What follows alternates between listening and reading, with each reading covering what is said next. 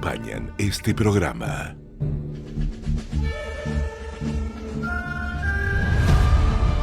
Desde hace casi 20 años, Editorial Taeda, Fundación Taeda y Revista DEF buscan aportar el debate sobre aquellos temas estratégicos que hacen al desarrollo del hemisferio, política internacional, ciencia y tecnología, defensa y seguridad, energía y medio ambiente.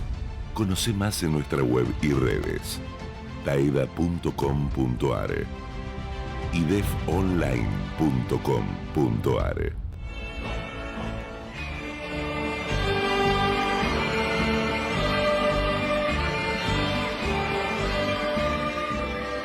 Muy buen domingo para todos, ¿cómo andan? Mi nombre es Darío Mizrahi y les doy la bienvenida al segundo episodio de Far West, un programa hecho desde el lejano oeste en medio de la crisis del mundo occidental. ¿Cómo pasaron la semana? Espero que hayan tenido una buena semana de trabajo, espero que estén descansando en este fin de semana. Me imagino, por supuesto, la expectativa de muchos con lo que va a ser la final de la Copa América esta noche desde los Estados Unidos, Argentina contra Colombia. Obviamente sabemos, nos escucha toda Latinoamérica, pero nuestro corazoncito está aquí en la Argentina, así que le deseamos lo mejor al equipo de Lionel Scaloni y al equipo de Lionel Messi para esta noche. Bueno, la verdad es que quiero agradecerles enormemente a todos por los mensajes que nos han mandado a la cuenta mía, también a la cuenta de Romina Boyadjian, la jefa, mentora y coordinadora de este programa. Todos los comentarios elogiosos, los apuntes, las mejoras que nos propusieron también respecto de lo que fue el primer episodio de Far West la semana pasada aquí por Radio High. La verdad es que leímos todo, incorporamos muchas cosas. Los invito nuevamente a escribirnos, pueden hacerlo a través de mi cuenta, @Darío Mizrahi, mi cuenta de Instagram. Cualquier observación, cualquier consejo, mensaje, lo voy a estar leyendo y a partir de eso obviamente tratando de, como siempre, de mejorar. Bueno, la idea, como saben, ¿no?, de este programa y de lo que hacemos siempre es tratar de reflexionar, de pensar acerca de las cosas que pasan en nuestro mundo y las cosas que nos pasan a nosotros en este mundo que estamos viviendo. Y la verdad es que si vamos a lo que ha ocurrido esta semana, hubo un hecho político aquí en nuestra región que me parece un disparador para pensar varias cosas importantes. La cumbre del Mercosur se desarrolló al comienzo de esta semana en Asunción del Paraguay. Una cumbre del Mercosur, ustedes saben que los presidentes del Mercosur se reúnen 2 veces por año, cada 6 meses. Eso lleva a que un presidente le pase la posta de lo que es la presidencia por tempore al otro presidente. Le tocaba aquí al anfitrión, Santiago Peña de Paraguay, pasarle la posta a Luis Lacalle Pou de Uruguay. Ahora, había una tensión importante en esta cumbre por 2 razones. Primero, era la primera cumbre en la cual oficialmente el Mercosur pasaba a tener 5 miembros plenos. De los fundadores, Argentina, Brasil, Uruguay, Paraguay, pasaba a incorporarse Bolivia ya como miembro pleno. Fue larguísimo realmente el proceso a través del cual Bolivia fue de socio a miembro pleno. Bueno, esto terminaba de concretarse ahora.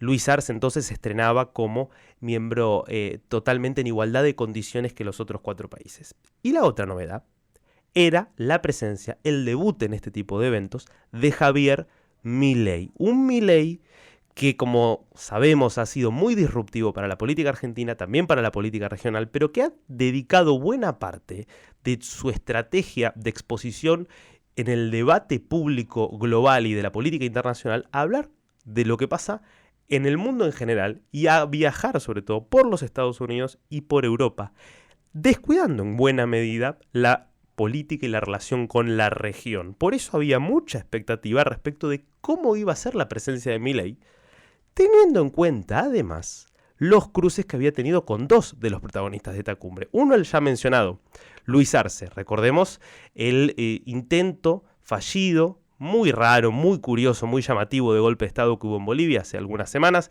un intento que el propio Evo Morales, enfrentado con el presidente Arce, terminó acusando de que se trataba de una farsa. Y el otro protagonista, bueno, recordemos en el caso de Arce, eso provocó que Milei se sumara a estas críticas y dijera que efectivamente fue una farsa. Esto llevó a que Bolivia llamara a consultas a su embajador en la Argentina, toda una polémica donde, digamos, más allá de lo curioso que haya sido ese intento de golpe en Bolivia, Argentina termina involucrándose de alguna manera en la política interior boliviana, lo que genera esta protesta boliviana. El otro cruce que se podía dar era entre Milei y Lula da Silva, el presidente de Brasil. Tengamos aquí en cuenta que había ya una relación tensa que venía desde el comienzo, no se vieron nunca, ni hablaron nunca, ni Milei ni Lula, un Lula que había apoyado a Sergio Massa en la campaña, un Milei que lo había acusado de ser un comunista enviado más o menos que del demonio, que es verdad que desde su asunción Milei había tratado de hacer un acercamiento con Lula, incluso lo había invitado formalmente a la asunción el 10 de diciembre del año pasado.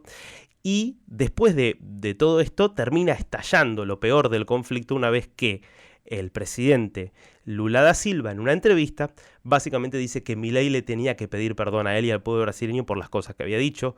Milei responde que no tenía por qué pedirle perdón y ratifica que era un comunista y que había estado preso por corrupción y que no tenía nada que disculparse al respecto. Como si fuera poco, Milei decide ir a una cumbre organizada por Jair Bolsonaro, el enemigo de Lula da Silva, en Brasil. Y desde Brasil decir que Bolsonaro era un perseguido político. Claro, imagínense si Milei iba a esta cumbre del Mercosur, iba a haber mucha expectativa. ¿Qué se iban a decir con Lula da Silva? Bueno, lo cierto es que el tema casi excluyente de esta cumbre de Asunción terminó siendo la decisión de Milei de no asistir. Una presencia, o mejor dicho, una ausencia que estuvo muy presente en lo que fue la jornada de discusión, porque los otros 4 jefes de Estado estuvieron. Estuvo Lula da Silva de Brasil, estuvo lógicamente el anfitrión Santiago Peña de Paraguay, estuvo Luis Lacalle Pou de Uruguay y estuvo también el presidente Luis Arce de Bolivia. Tan presente estuvo esta ausencia que el propio Lacalle Pou de Uruguay decide hacer alusión a ella, sin nombrarlo a Milei, con nombre y apellido, pero hablando de lo que implica que un presidente no asista.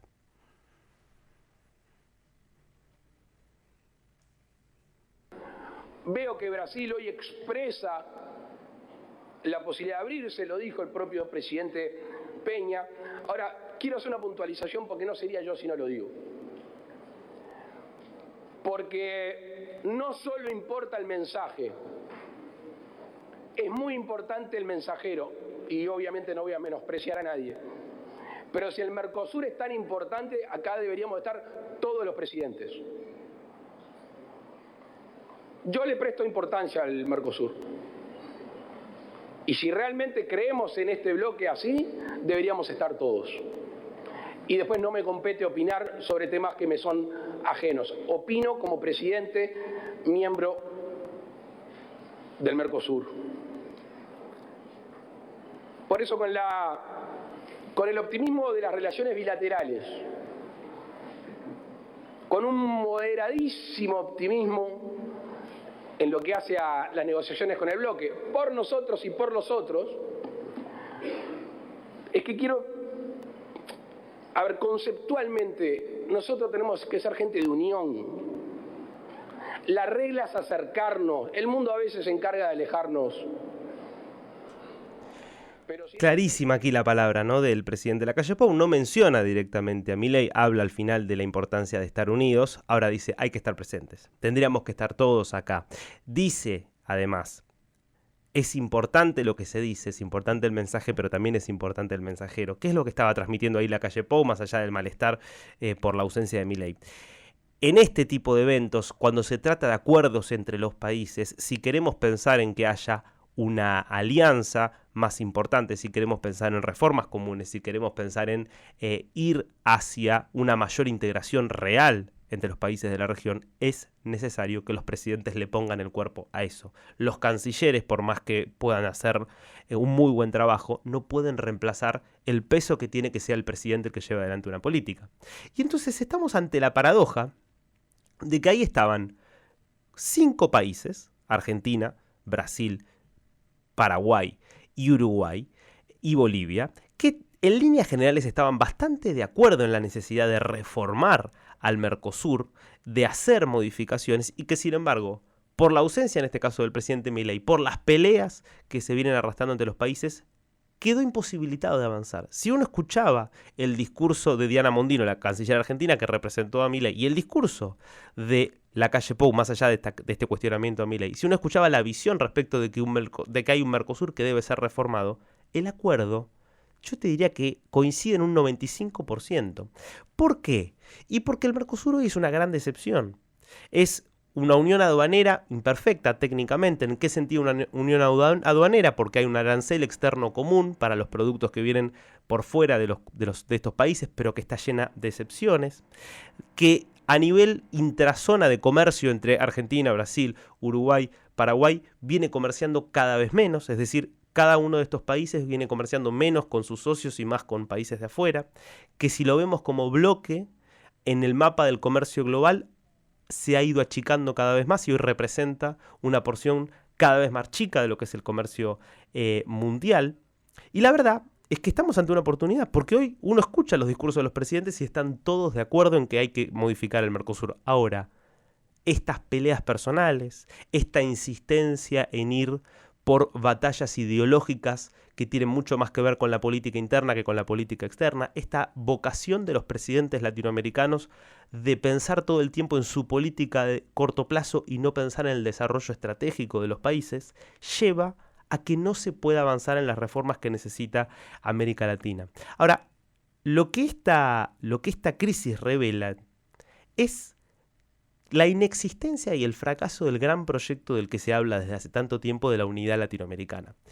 Porque acá el punto no es Milei o lo cual es la política exterior que tiene actualmente el gobierno argentino, sino lo que se viene haciendo desde hace muchos años en la política en general en la región. Acá podríamos marcar como dos excepciones tanto Chile como Uruguay, donde uno ve gobiernos que se van alternando, donde gobierna la derecha o gobierna la izquierda, y la política exterior se sostiene. Esto tiene que ver con que hay una política exterior muy profesionalizada, donde hay un pensamiento estratégico que tienen estos países, y no es casualidad que sean los dos países más desarrollados que tiene nuestra región en términos de PBI per cápita, en términos de riqueza individual. Si uno divide el total de lo que producen por sus habitantes, son con bastante ventaja los dos países con mejores condiciones de vida y con mayor nivel de desarrollo para su dimensión, tanto Uruguay como Chile. Ahora, el resto de América Latina, lo que uno ve es una política ideológica, porque, por ejemplo, hoy decimos que Lula y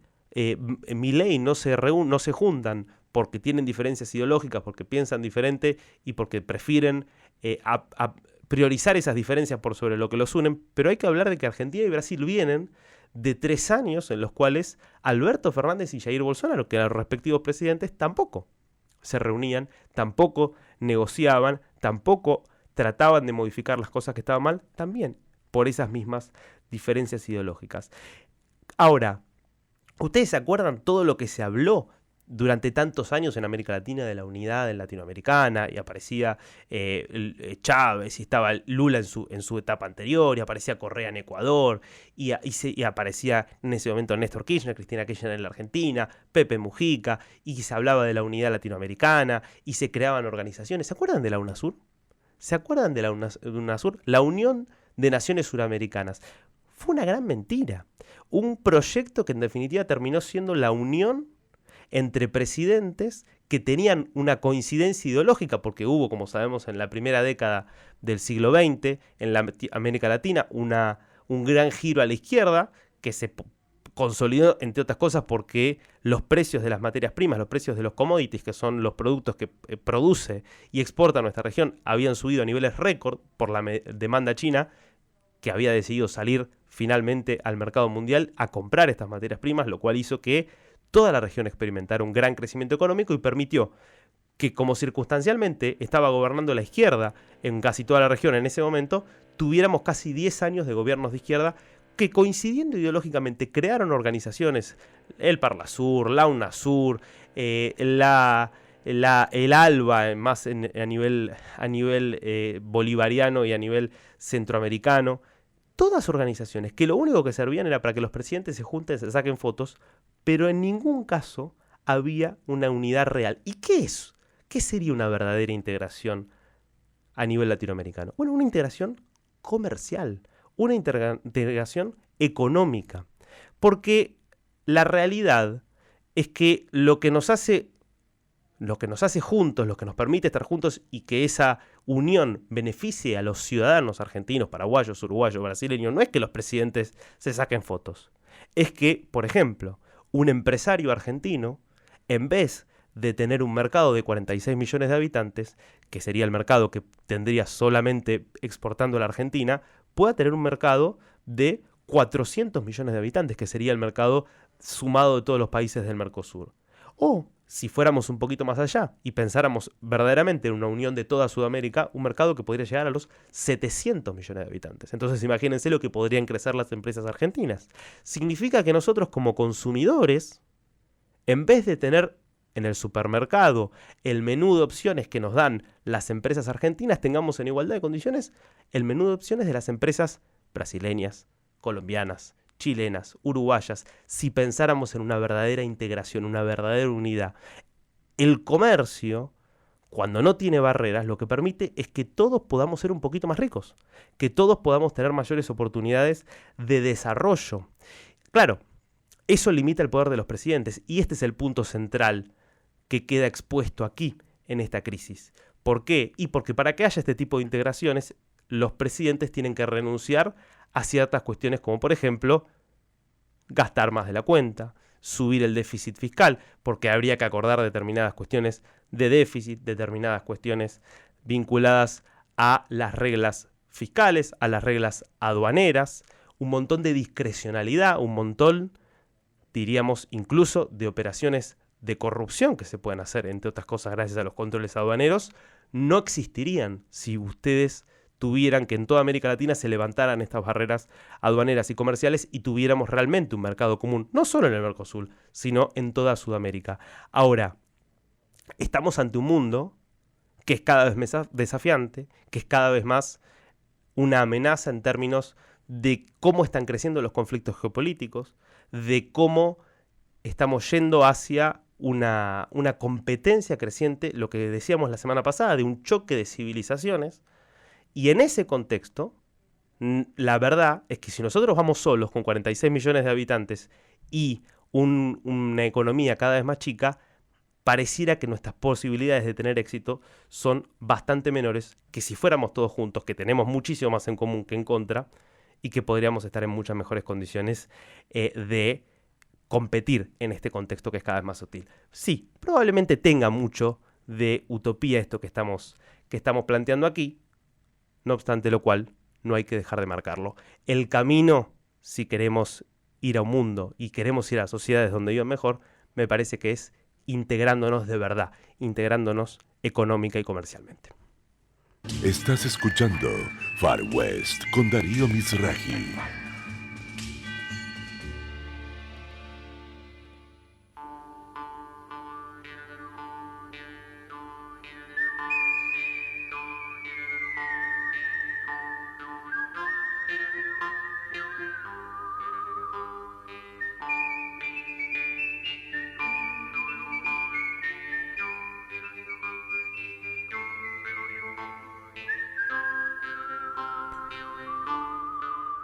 Y para conversar acerca de estos temas, de la situación que está viviendo nuestra región en términos comerciales, para hablar del Mercosur, para hablar también de lo que está pasando en el mundo en esta materia, para mí es un placer poder presentarlo a Ignacio Bartesagui, que es doctor en Relaciones Internacionales, es director del Instituto de Negocios Internacionales de la Universidad Católica del Uruguay y tiene la gentileza de acompañarnos. Ignacio, ¿cómo estás? Acá te saluda Darío Mizrahi.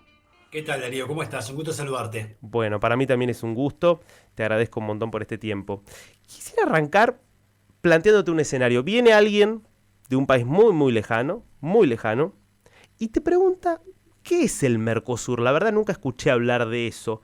¿Qué le dirías? ¿Cómo describirías al Mercosur hoy? Bueno, es difícil porque el Mercosur es muchas cosas, ¿no? Y depende a quién le preguntes lo que te va a responder. Lo que está claro es que inicialmente se apostó a que fuese un acuerdo comercial, ¿no? Y los tratados, y fundamentalmente el Tratado de Asunción, que se creó en el 91, lo que establece es esto de lo que vos comentabas anteriormente, es implementar entre 4 miembros en ese momento, Brasil, Argentina, Paraguay y Uruguay, un mercado común. ¿Y qué es un mercado común? Para que la gente entienda, es como más o menos es hoy la Unión Europea, que vos generás un mercado único. Quiere decir que vos circulás libremente entre Argentina y Brasil y Paraguay y Uruguay como circulás libremente en Argentina. Y circular libremente supone comerciar bienes, comerciar servicios sin ningún tipo de trabas, y a la vez hasta por supuesto poder tener libre movilidad de personas y de capitales. Yo podría trabajar en Argentina sin autorización, vos podrías trabajar acá, y eso sería lo que se apostó inicialmente a que fuese el Mercosur, un mercado común, apostando a un nivel máximo de integración económica, porque se entendía que eso es un instrumento para el desarrollo.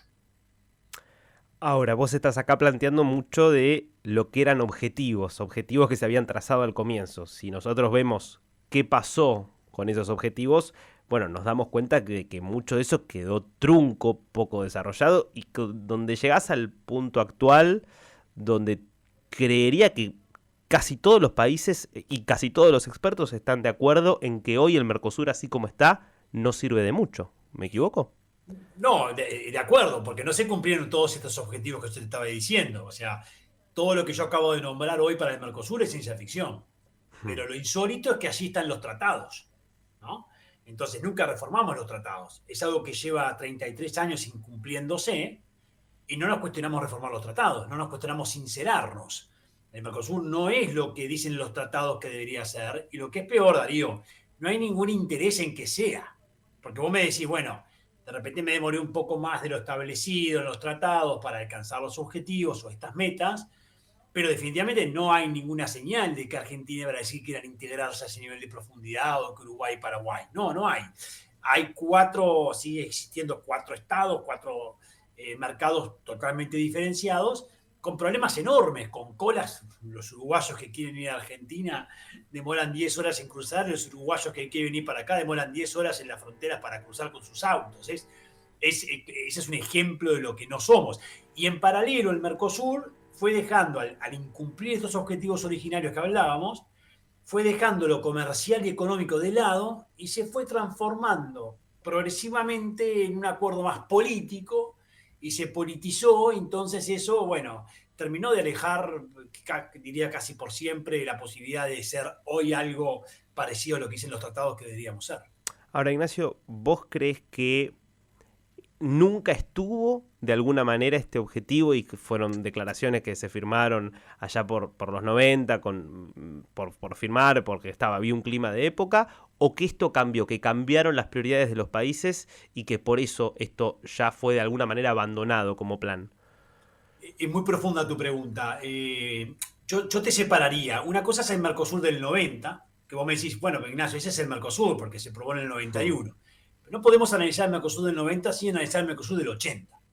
¿Por qué? Porque el Mercosur es un antecedente, digamos, tiene su antecedente y tiene sus inicios en ese acercamiento entre Argentina y Brasil de la década del 80. Una vez superadas, digamos, las dictaduras, Argentina y Brasil, con Sarney, no sé si te acordás del presidente de Brasil, Sarney. Por supuesto. Y con Alfonsín, esos son los que allí dan los pasos hacia la integración que después terminó en el Mercosur.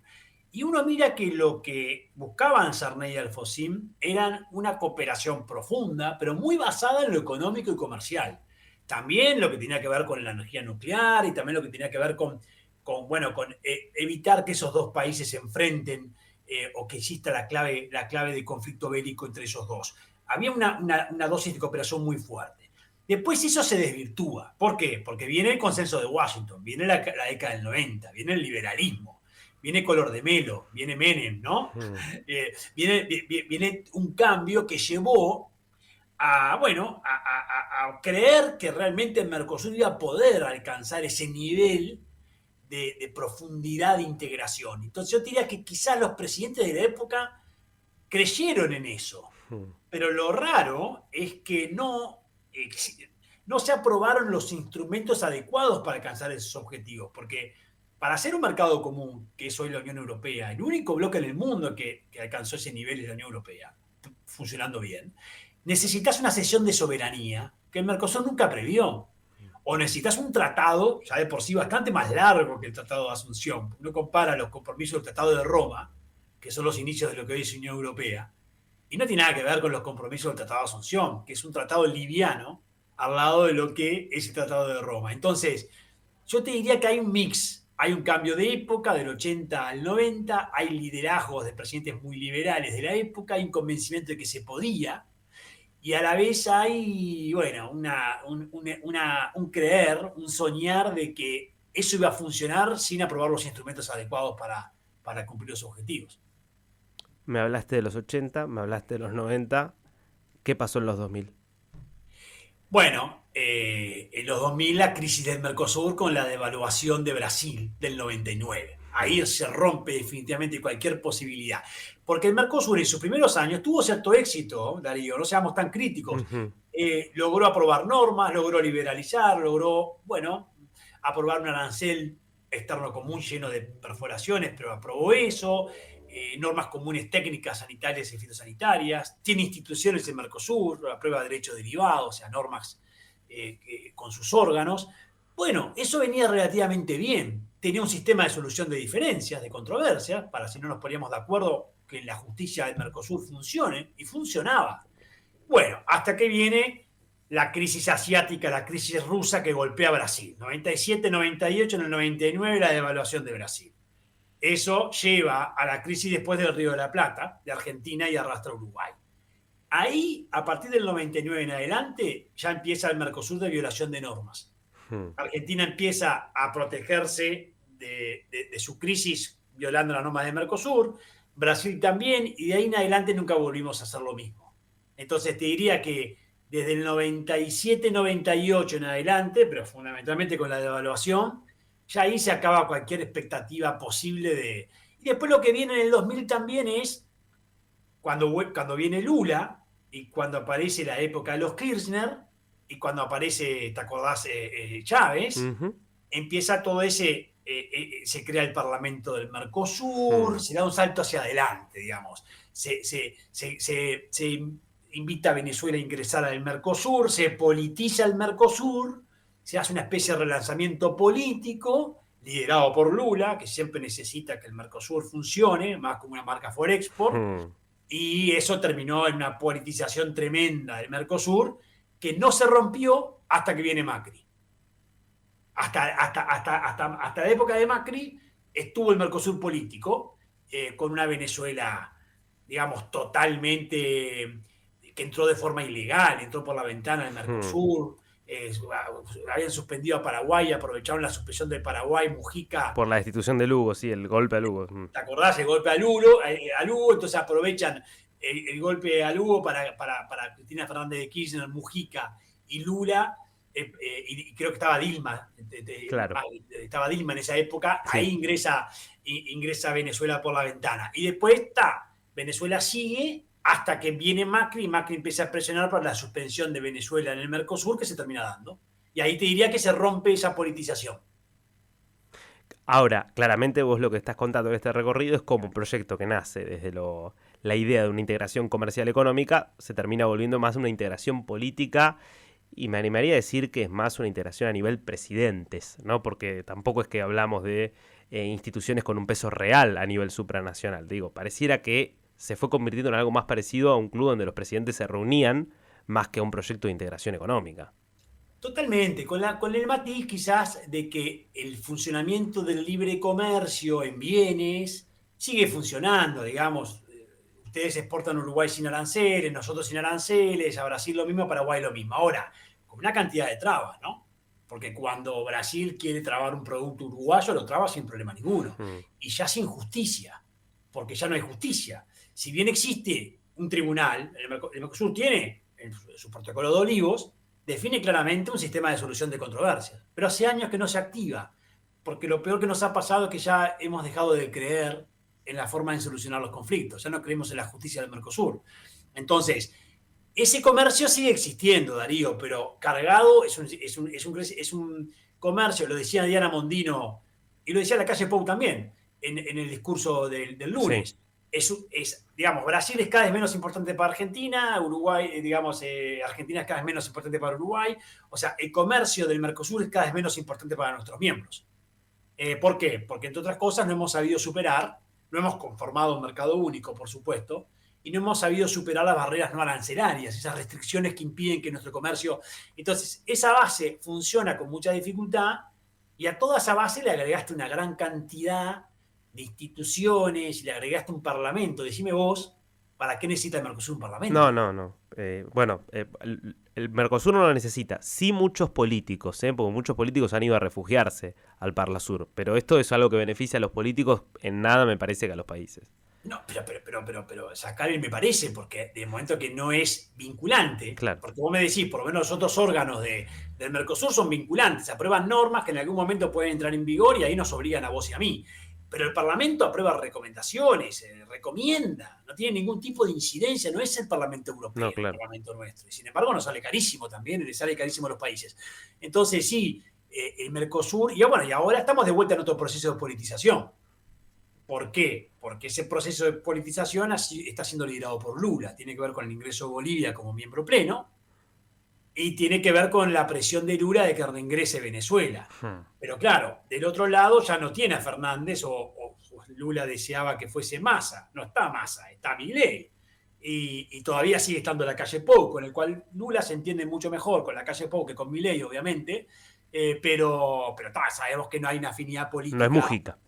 Claro, no es Mujica, ¿no? De hecho lo nombró a Mujica en el discurso Lula, lo nombra a Mujica estando en la calle Pou enfrente, no tiene mucho sentido. Pero, No, sí. pero esa politización sigue estando presente y va a crecer, porque lo que quiere Lula justamente es un Mercosur politizado, no quiere que el Mercosur profundice en los temas económicos y comerciales. Por eso, Darío, te cuento algo. Yo estudié durante muchos años las normas que aprueba el Mercosur y las separé en diferentes... Obviamente las normas que más aprueba el Mercosur son las políticas, no las económicas y comerciales. Y si uno mira cuáles de esas entran en vigor, las que menos entran en vigor son las económicas y comerciales. Lo que duele no lo dejan como letra muerta. O sea, podríamos decir que si uno toma todas las normas económicas y comerciales aprobadas por el Mercosur desde el 91 hasta la fecha, cerca del 50% es letra muerta. Bueno, ahí está el resultado final del Mercosur, ¿no? Ahora, esto es que estamos ante países que se han ido cerrando frente al mundo, o que, mejor dicho, nunca han decidido abrirse del todo y que quieren mantener cuestiones proteccionistas, o es una cuestión interna de que no quieren abrirse ante sus socios, pero sí tienen una política comercial abierta hacia el resto del mundo, y entonces en realidad el punto no es que no quieran comerciar, sino que no quieren comerciar entre sí. No, está bien, pero no. Son, digamos, Argentina y Brasil están entre los dos países más proteccionistas del planeta. Bien. ¿Ah? Esto no lo digo yo, por supuesto, lo dicen organismos internacionales que estudian estos temas, digamos, lo aclaro por las dudas. O sea, desde el punto de vista objetivo es así. El arancel del Mercosur supera la media del arancel internacional. Y si lo mirás por comercio, por ponderación de comercio, es 3 veces más alto. O sea, en otras palabras, estamos en la zona del mundo más proteccionista del planeta. Hay pocas zonas del mundo más proteccionistas que las que estamos nosotros. Por lo tanto, no es que es con unos sí y con otros no. Brasil y Argentina son economías cerradas con todo el mundo por igual, incluidos con nosotros, incluido entre nosotros. Entonces, ese es el gran problema. A ver, Paraguay y Uruguay tienen otra lógica. Paraguay tiene una relación muy particular con Brasil, y Uruguay, bueno, ¿Uruguay qué hace? Uruguay lucha con sus vecinos. Uruguay tendría una política más aperturista al estilo Chile, pero no está geográficamente ubicado donde está Chile. Está entre Argentina y Brasil, tiene a Argentina y Brasil como sus socios naturales, quiere abrirse al mundo, pero bueno, en la década del 90 tomó la decisión de integrarse a un bloque que en su momento tenía sentido, porque era una Argentina liberal, era un Brasil liberal que te decían, che, tú sos muy chico para ir a captar la atención del mundo. ¿No será bueno que la captes con Brasil y con Argentina? Tenía sentido teórico eso. Y además te vas abriendo con nosotros, que somos muchos millones de habitantes, generás economías de escala, mejorás tu productividad y después saltás al mundo. Y saltás al mundo con todos juntos. Sonaba muy lindo, pero eso quedó por el camino. Nunca pasó. ¿Por qué? Porque todavía subyace un proteccionismo enorme en Argentina y en Brasil. Y ojo que la Argentina de hoy sigue siendo proteccionista aunque esté Milei. No, ni hablar. Porque anda a hablar con la Unión Industrial Argentina o con los sindicatos argentinos de abrirte un TLC con China. A ver qué te dicen. Ahora, pregunta teórica. Teórica empírica, pero digo, más allá de la discusión puntual del Mercosur. Yo he visto infinidad de papers, informaciones, estadísticas.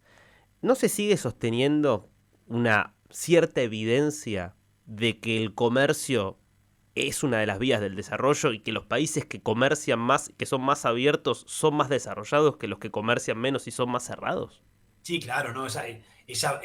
Digamos, es abrumador. La bibliografía vinculado al libre comercio versus desarrollo es abrumador. Pero ahora agregale que hay mucha bibliografía nueva que ya no solo, digamos, analiza esto desde el punto de vista del comercio clásico de bienes, sino que el que logra exportar servicios tiene un nivel mayor de desarrollo. Incluso las economías más abiertas, Darío, al mundo tienen mejores políticas de sostenibilidad, tienen mejor cuidado del medio ambiente, tienen mejores leyes sociales, es todo. O sea, el comercio, integrarte al mundo a nivel comercial, te genera un cambio transformador en todo lo que pasa en el país a nivel interno. No solo en que dejo de pagar un 20% de arancel, es que hago las cosas mejor. Y hacer las cosas mejor supone cumplir con estándares más elevados, supone tener en cuenta digamos, la transparencia, supone tener en cuenta los aspectos de género, supone tener en cuenta todos los temas ambientales, supone la propiedad intelectual. Es un salto más amplio hacia el desarrollo. Por eso sí, te diría que desde el punto de vista académico no hay dudas. Por eso me preocupa tanto que en el Mercosur, el lunes, el domingo, la canciller Sosa de Bolivia, insisto, miembro pleno ya del Mercosur, dijo que el capitalismo está en crisis. Imagínate, estamos en pleno siglo XXI con un miembro pleno del Mercosur que dice que el capitalismo está en crisis. Y después, el día lunes, Lula dijo que el libre comercio no es la panacea. Y no, señor Lula, sí, es la panacea. El libre comercio es un instrumento fundamental para el desarrollo. Claro que sí, uno podrá cuidarse, podrá tener más cuidado, podrá proteger algún sector, podrá darle más tiempo a algún sector productivo para que se adapte, pero ¿sabe qué? Sí, señor, a la larga el libre comercio es la panacea. Bueno, y de hecho es curioso lo del capitalismo. Uno podría decir Occidente está en crisis y gran parte de este programa va a estar tratando sobre la crisis de Occidente. Ahora, capitalismo, todos hacen capitalismo, desde China hasta Estados Unidos, pasando por Europa, digo, India, digo, capitalismo hacen todos. Podemos decir distintos tipos de capitalismo, ¿no? Pero ahora, volviendo a esta cuestión, entonces, desde lo que vos has podido estudiar, desde tu visión, Ignacio, ¿por qué Argentina y Brasil, que son acá los dos factores decisivos y determinantes del Mercosur, han insistido de forma tan sostenida entonces en una política proteccionista cuando la evidencia es tan contundente a favor de abrirse al mundo y de comerciar más? Eso no es política económica, es política, digamos, es ciencia política. Se responde desde la ciencia política, porque en realidad, digamos, la estabilidad de Brasil y de Argentina está muy asociada. ¿Qué pasa, Darío? Ellos tienen mercados internos muy importantes, tanto Argentina como Brasil. No es el caso de Uruguay y de Paraguay. Cuando vos tenés mercados de esa relevancia, ¿no? Tú lográs generar un consumo interno muy potente y arrastrás ese consumo interno con la generación de una industria manufacturera que, bueno, que no es menor y que después esa industria manufacturera, a través de los sindicatos, los gremios, se permean en la política y pasan a ser la estabilidad a veces de la política. No sé si entiende lo que quiero decir. Sí, entiendo. Entonces, no es tan fácil para este tipo de economías abrirse al mundo e ignorar a la industria automotriz argentina. Eso por un lado. Y después, por otro, no te olvides que el comercio de ustedes con Brasil y el de Brasil con ustedes es el más relevante desde América del Norte para abajo. O sea, si vos mirás México para abajo, porque México, por supuesto, sí, tiene con Estados Unidos. Con Estados Unidos brutal, que es la más importante del continente, pero junto con Estados Unidos. Pero de ahí para abajo, la relación de ustedes es la más importante. Porque ustedes solo de autos, en un año, solo de autos, comercian lo que Uruguay exporta de todos los productos en el mismo año. O sea, el comercio entre Argentina y Brasil, que es un comercio de pequeña escala, digamos, me refiero a que es un comercio muy basado en el transporte terrestre, en la cercanía logística, protegido por un arancel muy elevado. Y bueno, es un comercio que no es tan fácil de romper, porque después esa industria se impregna en la política, impacta obviamente las decisiones de los políticos. Ahora, Milei, como hasta ahora no parece tener mucha retórica, ¿no? O sea, Milei va con fuerza. En algunas cosas uno podrá estar de acuerdo o no, con su estilo, etcétera, pero no podemos decir que es retórico. La verdad que hasta ahora la retórica ha tenido poco. Entonces, quizás Milei rompe con eso independientemente de las consecuencias.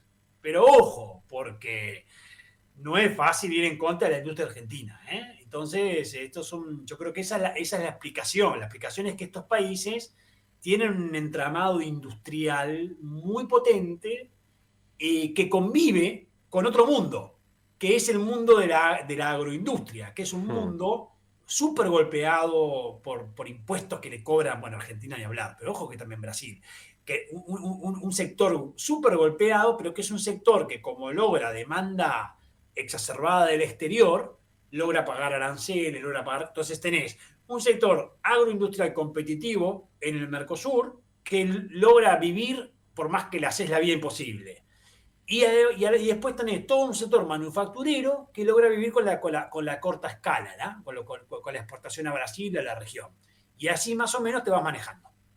Ignacio, te hago una pregunta final.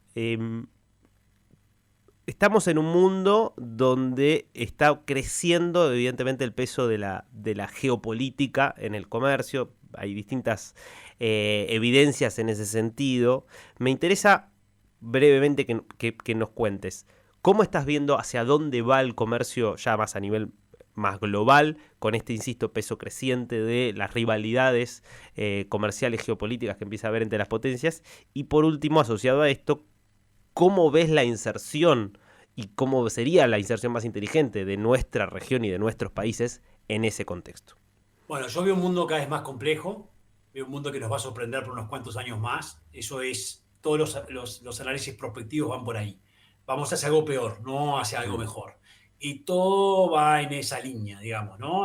Vamos a seguir con crisis, está emergiendo un nuevo mundo, obviamente liderado por China, pero donde ahí también está Rusia, donde ahí también está India, donde van a haber obviamente potencias de Medio Oriente, donde empiezan a surgir también potencias en el sudeste asiático, hasta que después emerja África, que va a cumplir un rol preponderante en los próximos, digamos, 100 años.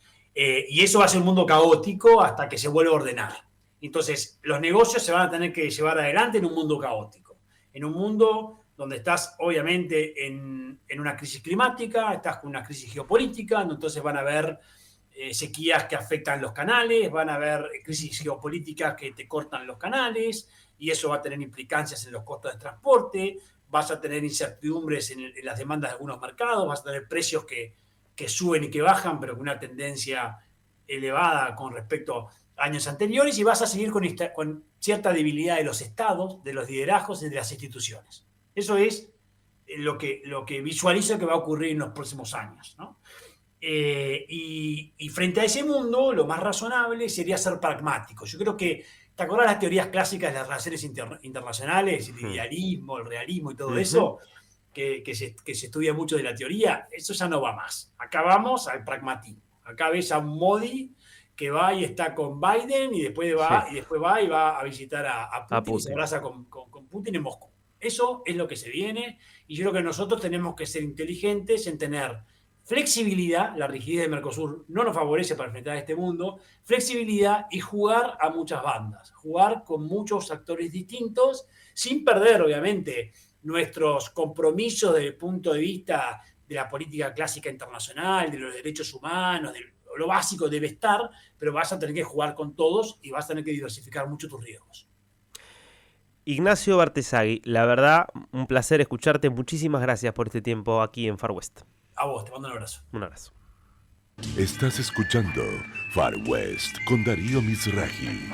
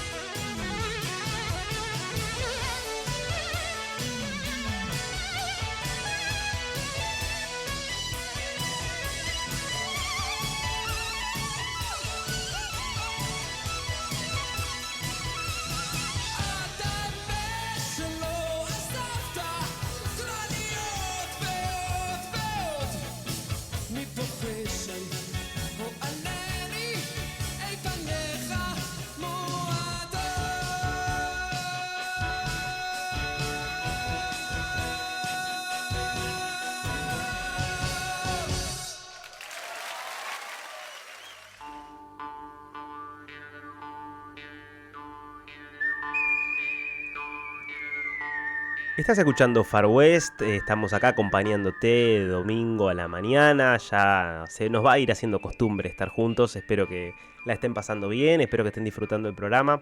Vamos a ir a una de nuestras secciones, que son los personajes de la semana, acá donde destacamos por distintas razones, puede ser a favor, puede ser en contra, puede ser porque nos parece una historia relevante, porque nos parece que es gente que hizo cosas importantes, dos personajes.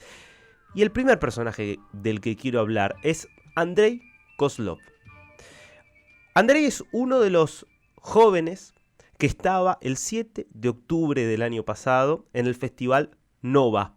Este festival de música electrónica muy cerquita se estaba desarrollando de la Franja de Gaza, cuando los asesinos, los terroristas brutales de Hamas irrumpen y empiezan a matar de forma salvaje a muchos de esos jóvenes, y a otros, a muchos otros, se los llevan.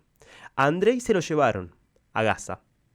Estuvo 8 meses en cautiverio, 8 meses, casi todo el tiempo, aterrorizado en una casa de familia. Atención con este dato porque nos muestra la enorme complicidad que ha habido de toda una parte de la población civil gazatí con los terroristas de Hamás, estuvo en la casa de alguien que de hecho se hacía pasar por periodista, que había hecho colaboraciones con Al Jazeera, esta cadena catarí que tan importante es y que tantas veces termina difundiendo mensajes y una serie de desinformaciones muy, muy complejas en contra sobre todo del Estado de Israel. Bueno, Andrei estuvo en esta casa y el mes pasado fue rescatado. Fue rescatado en una operación en la cual la Fuerza de Defensa de Israel logran rescatar a 4 rehenes. Después de un tiempo, Andrei se animó a hablar. Yo quiero que lo escuches de su propia voz. Lo que fue parte de ese cautiverio, lo vas a escuchar a él hablando en inglés. Yo después te lo traduzco si no lo entendiste. Mira. In some moment I was sure that they took us for killing, for murdering and filming this process.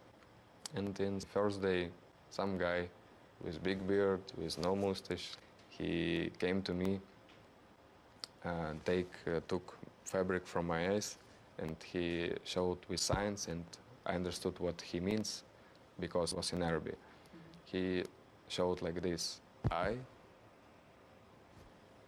tomorrow, you will film and I will kill you.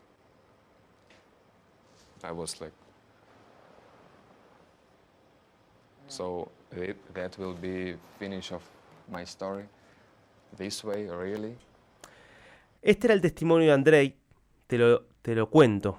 En cierto momento estaba seguro de que nos iban a matar, de que nos iban a asesinar. Estábamos en un cuarto y iban a venir y iban a filmar el proceso. Entonces un día vino un señor con barba larga, sin bigote, se acercó a mí. Me quitaron la venda que tenía en los ojos y me empieza a hacer señas.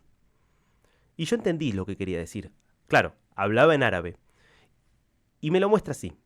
Yo, mañana, a vos, te voy a filmar y te voy a matar.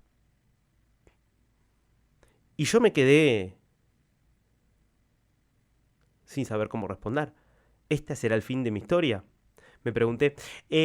Esto contaba Andrei en una entrevista que dio hace algunos días y me parece importante rescatarlo porque vos sabés que cuando ingresaron los soldados israelíes a la habitación en la cual lo tenían secuestrado, él creyó que efectivamente eran los terroristas de Hamás que iban a matarlo, pero no, eran los soldados israelíes que lo rescataron. 120 personas continúan secuestradas en Gaza por este grupo terrorista cuando ya se han cumplido 9 meses. 9 meses. 120 personas que continúan allí y que deben ser liberadas, que deben volver con sus familias. Andrei Kozlov, primer personaje de la semana. Quiero hablar de un segundo personaje y para esto me quiero venir para América Latina porque estamos a 2 semanas de las elecciones en Venezuela. Elecciones que quizás sean las más importantes en la historia te diría, la historia reciente venezolana, porque por primera vez hay un candidato opositor, que es Edmundo González Urrutia, el candidato que promueve María Corina Machado, la líder que tiene la oposición, una líder que se volvió una líder de enorme popularidad. Uno ve las recorridas que van haciendo en las calles y cada ciudad a la que van, a pesar de todas las trabas que le pone el régimen, es increíble la cantidad de gente que juntan. Las encuestas están dando para Edmundo González Urrutia aproximadamente algunas entre el 50 y el 60% de los votos contra entre 10 y 30% en el mejor de los casos para Nicolás Maduro. Es decir, estamos ante un escenario en el cual, si fueran mínimamente justas las elecciones, debería arrasar la oposición. Claro, nadie cree que vayan a ser realmente justas estas elecciones, pero este es el escenario donde el régimen tuvo que aceptar esta candidatura después de inhabilitar a María Corina Machado, después de inhabilitar a su segunda candidata, que era Corina Lloris, tuvo que admitir a Edmundo González Urrutia, probablemente creyendo que como se trata de un diplomático grande, sin experiencia, que no lo conocía nadie, que nunca iba a ganar demasiada adhesión, sin imaginar que iba a terminar convirtiéndose en el depositario, pareciera, de todos los votos que está traccionando María Corina Machado. Parte de la estrategia de represión del régimen es encerrar todos los hoteles, cerrar todos los hoteles en los que se hospedan, cerrar los restaurantes en los que van a comer. Entonces yo quiero que escuches a Edmundo González Urrutia en el estado de Táchira contando cómo para no ir a un restaurante que después terminan clausurando los esbirros del régimen, precisamente para castigarlo por haberle dado de comer, cómo se tiene que llevar su propia viandita. Muy buenos días, estimados amigos. Aquí ya rumbo a Barcelona, en donde iniciaremos en la tarde de hoy una caravana que esperamos sea de la misma magnitud de las dos anteriores. Me voy con mi viandita para evitar situaciones como la del domingo, que cerraron el restaurante La Pollera de Taguanes por habernos atendido amablemente como lo hicieron. Buenos días y seguimos avanzando. Ahora vos imagínate, ¿no? Que te cierren un restaurante porque le diste de comer a una persona que resulta ser un candidato opositor. Así está la persecución hoy en Venezuela. Veremos qué pasa. Faltan 2 semanas para las elecciones. Mucha gente tiene esperanza, pero también mucha gente tiene miedo de lo que pueda hacer un régimen que sabemos está aferrado al poder. Tanda rápida y enseguida volvemos. Estás escuchando Far West con Darío Mizrahi.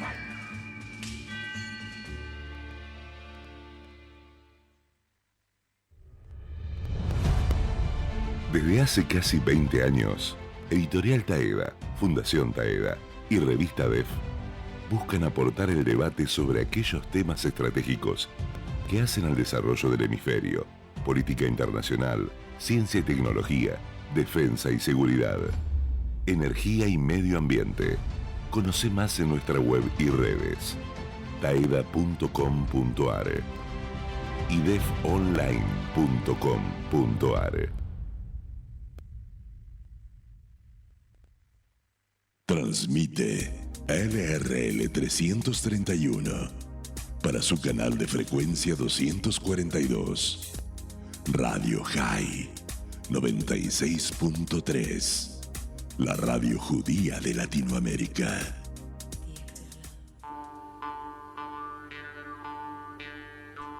Y seguimos en vivo aquí en Radio High, esto es Far West, y quiero cerrar el programa de hoy contándote una historia del mundo. Y estábamos hablando de la unidad latinoamericana o el fiasco de la unidad latinoamericana. Quiero hablar muy brevemente de la historia de la Unión Europea, este modelo que termina siendo exitoso. Si nosotros vemos la historia larga de Europa, es la historia de la guerra de unos contra otros. Una historia que podríamos decir que empieza con las guerras entre las distintas polis griegas entre los siglos 8 y 4 a.C., que después va a las guerras púnicas entre Cartago, la ciudad más importante de la Leda de contra Roma, la conquista después de toda Europa por parte del Imperio Romano, que se conquista en base esencialmente a la fuerza, y así podríamos seguir hasta la Primera y la Segunda Guerra Mundial, donde este enfrentamiento por las disputas imperiales entre las distintas potencias europeas termina la prácticamente aniquilación total de toda Europa y crea las bases para el desarrollo, bueno, entre otras cosas, de la bomba atómica, ¿no? Ahora, las atrocidades de esa guerra, las atrocidades del Holocausto, la devastación que dejó, impulsó una serie de iniciativas en todo el mundo para crear instancias de cooperación y coordinación que sirvieran justamente para evitar guerras y conflictos. Y ahí se impuso una idea, que es que el comercio acerca a los países, acerca a las sociedades, permite justamente de alguna manera servir como un amortiguador para evitar riesgos de guerra en el futuro. Y así es como empieza a aparecer la idea de formar una unión. En 1951 se crea la Comunidad Europea del Carbón y del Acero. Fíjense, nada de política, estaba muy centrada en el comercio. Allí, entre el Tratado de París, estaban Bélgica, Francia, Alemania Occidental, por supuesto, ya empezaba a crecer la Guerra Fría, Italia, Luxemburgo y los Países Bajos. Básicamente un objetivo de coordinación en industrias de carbón y acero. Esto sigue avanzando después con el Tratado de Roma en el 57, que termina estableciendo la Comunidad Económica Europea, y esto evoluciona hasta que finalmente se firma el Tratado de Maastricht en 1992, que forma la Unión Europea. Y después tuviste crisis, tuviste conflictos, tuviste el Brexit, por ejemplo, que se fue, ahora es el único que se fue y probablemente el único que se vaya. Ahora vos hoy tenés 27 países con fronteras abiertas entre ellos. 27 países donde da lo mismo si vos naciste en Alemania o naciste en España o naciste en Italia. En la historia de una región que fue la guerra de todos contra todos, las matanzas de todos contra todos, hoy esa Unión Europea es realmente una excepción histórica que no terminamos de dimensionar lo que significa y que es un ejemplo que me parece que deberíamos mirar cuando estamos sobre todo tan pendientes de las mezquindades de las que estamos hoy aquí en nuestra región, en nuestra Latinoamérica.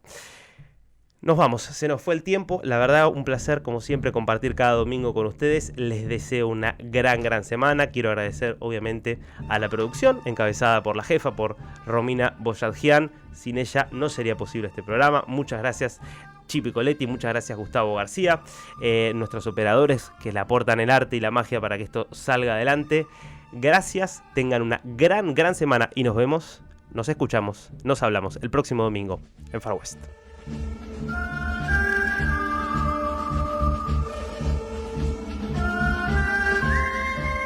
Acompañan este programa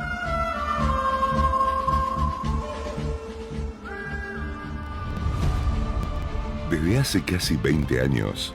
Editorial Taeda, Fundación Taeda y Revista DEF buscan aportar el debate sobre aquellos temas estratégicos que hacen al desarrollo del hemisferio, política internacional, ciencia y tecnología, defensa y seguridad, energía y medio ambiente.